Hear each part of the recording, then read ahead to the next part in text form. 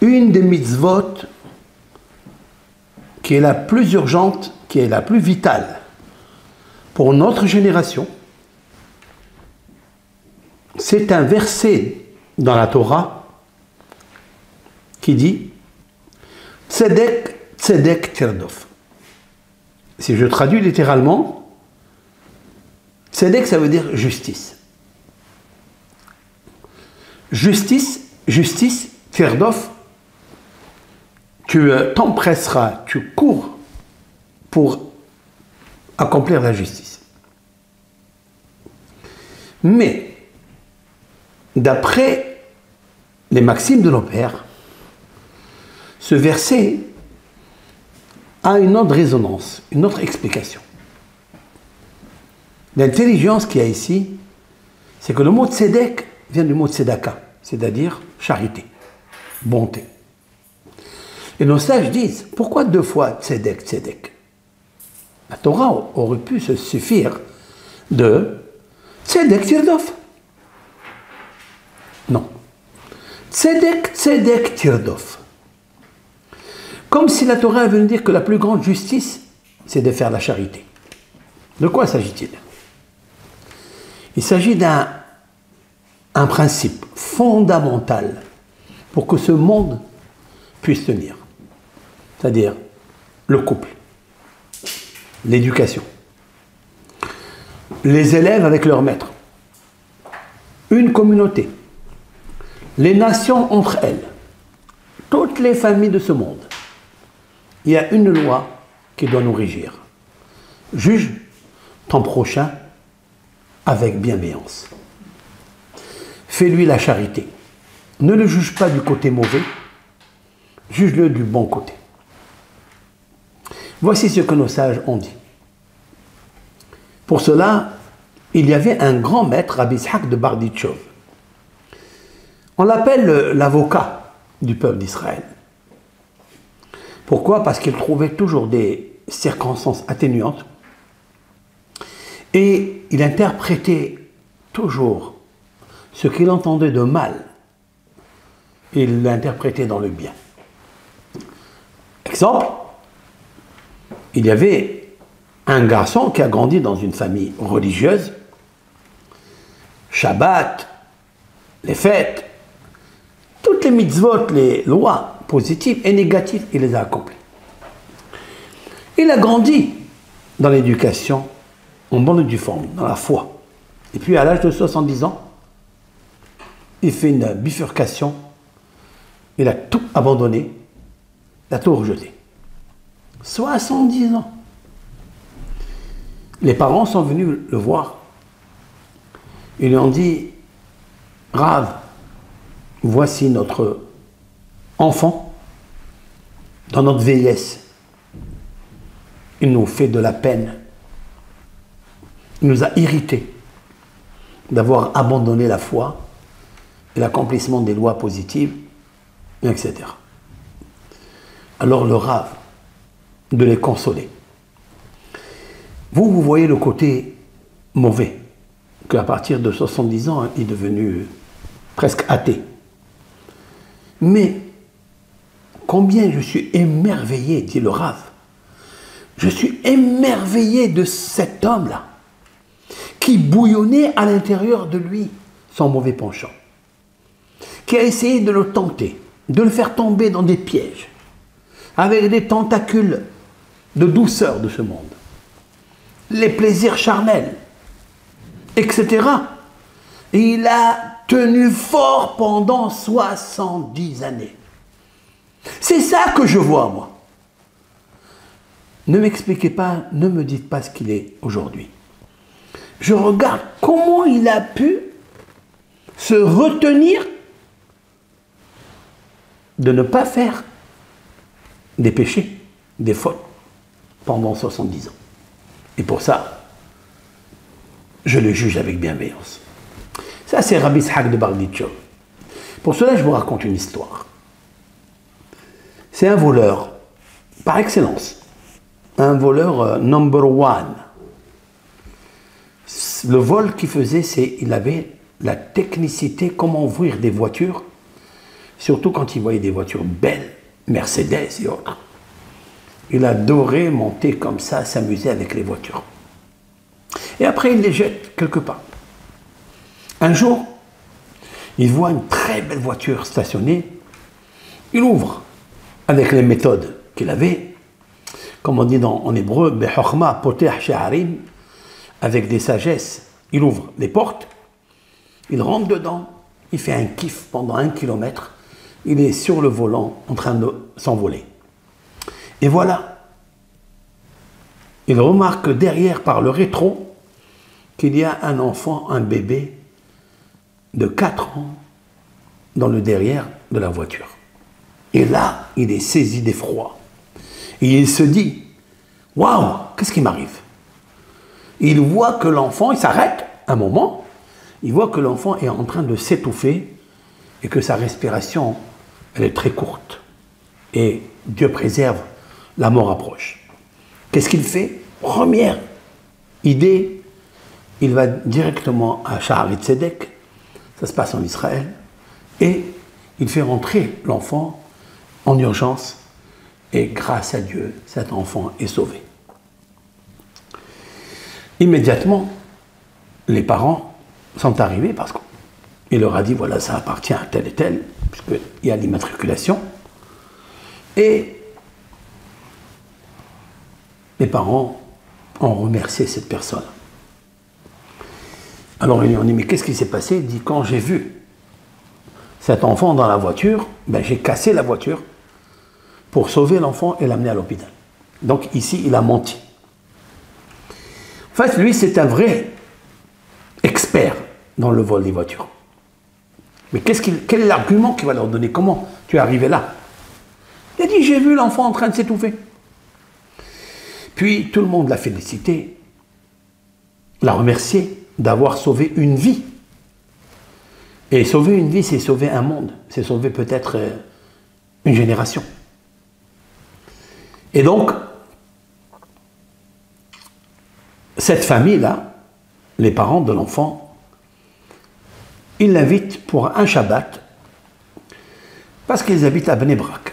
En Eretz Israël, c'est une ville très religieuse. Et il a dit avec plaisir, ça fait longtemps que je n'ai pas fait Shabbat. Je n'ai pas accompli Shabbat, ça fait très très longtemps. Et avec plaisir, je viens chez vous. Puis il l'invite, ils lui font toutes les sortes de plats exquis. Beaucoup de sortes de poissons, des viandes grasses, des boissons. Il s'est régalé pendant ce jour-là. Pour lui, c'est comme s'il était dans le paradis. Lorsque Shabbat est fini, le père de l'enfant, il lui dit, écoute, comment je vais te remercier? C'est je vais t'amener chez mon maître, qui est un très grand, juste un grand pieux. Il va te bénir pour toute ta vie. Il dit avec plaisir. Donc ils vont chez le Rav, et le Rav, il le reçoit, il l'embrasse, il lui fait un honneur. Combien tu es extraordinaire que tu as pu sauver cet enfant-là. Cet enfant, il doit être reconnaissant à toi toute sa vie.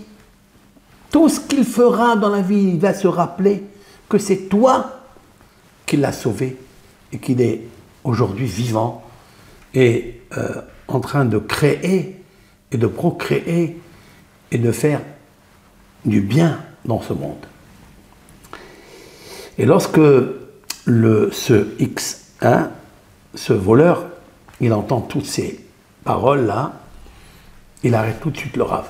Il dit, Rav, je ne mérite pas tous ces honneurs. En vérité, je vais t'avouer que je n'ai pas sauvé l'enfant pour sauver l'enfant. J'ai volé la voiture car je suis un expert dans le vol des voitures et j'adore, je kiffe les voitures.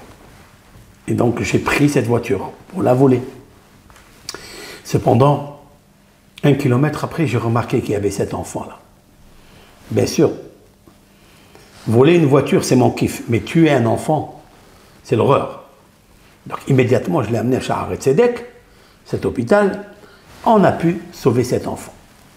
Mais en vérité, dans l'a priori, je n'ai jamais pensé sauver un enfant. Alors le rabbin, il lui dit, ah bon, c'est extraordinaire. Tu as sauvé un enfant même que tu as voulu voler cette voiture.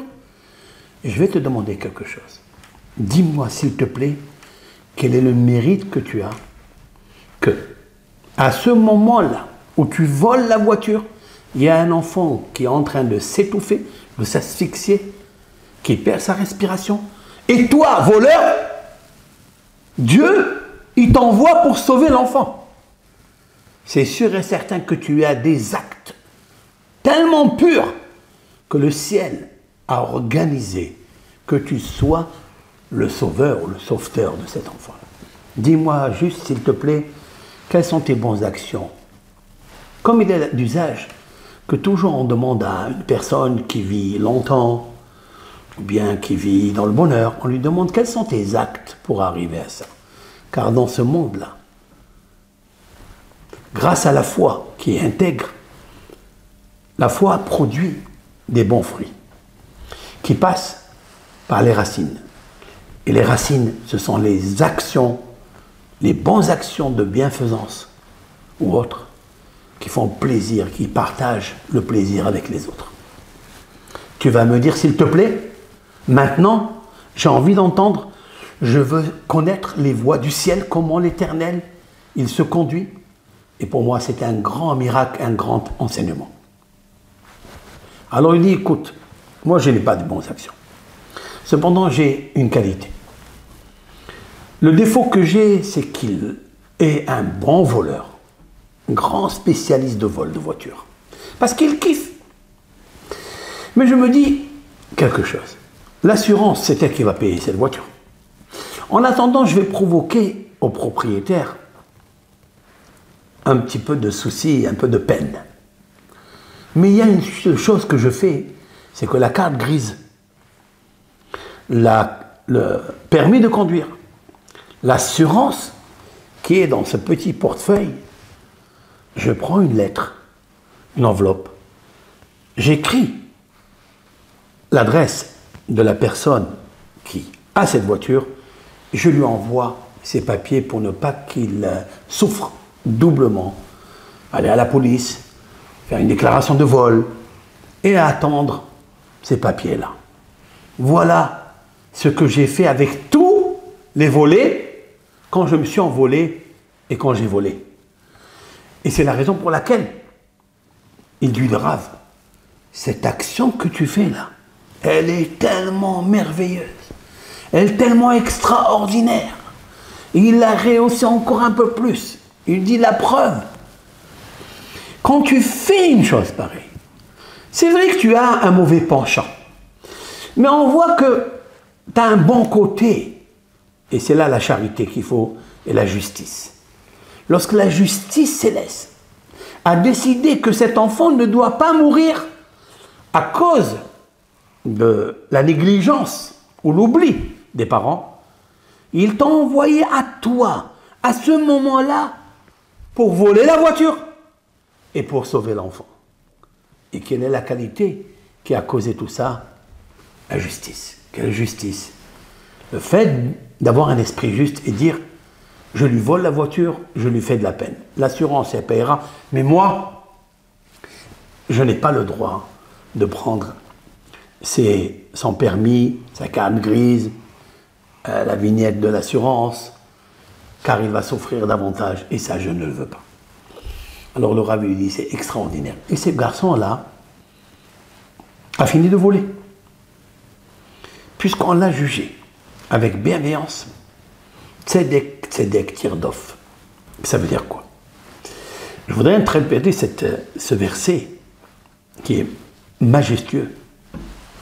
Tzedek, justice, charité, tu dois courir. C'est le cas, nous. En vérité, cette personne-là, elle a été jugée dans le ciel, que même si c'était un voleur, on lui fait une charité. La justice céleste, elle a vu qu'il y avait ici une charité, une bonté dans le cœur de ce voleur. C'est de ramener, de renvoyer les papiers qu'on a besoin tous pour conduire, etc. Eh bien, Akadosh Baruch Hu, il a dit, toi aussi, dans ta vie, quand tu vois quelqu'un et que on l'accuse et qu'il y a plus de chances que c'est un bandit, c'est un voleur, tu dois le juger de l'autre côté. Car à l'intérieur de lui, il y a ici une charité dans ton cœur, et cette charité-là, elle peut l'amener à sauver un enfant, à sauver un monde. Et nous avons trouvé aussi dans la Shoah, pendant les pogroms de la Shoah, combien de justes de ce monde qui ne sont pas juifs, qui ne sont pas de la communauté juive, ils ont sauvé beaucoup de personnes. Et pourtant, il y avait une justice que si on l'attrapait, qu'elle a caché des enfants, il était mis à mort. Ça, c'est la justice. Mais quand il y a la charité, un bon cœur, une belle âme, une belle éducation, peut-être même la foi, eh bien la foi, l'Éternel, il dit, eh bien vous êtes des justes de ce monde. Car la charité, elle court derrière la justice. Et la justice court derrière la charité. Même si la justice, c'est quelque chose de dur, mais la charité, c'est comme de l'eau qu'on met dans le vin pour amadouer le vin et le rendre plus doux. Et pas aigre. Et pas vinaigre, vin aigre. Voilà la petite histoire que je voulais vous raconter. Si ce monde-là, on veut qu'il tienne, cette génération, on veut qu'elle tienne, il faut juger autrui avec bienveillance et charité. Kol tov lachem, bénédiction à tous, paix à tout le monde, que l'Éternel déverse sur nous la paix et la charité pour amadouer la justice. Kol tov.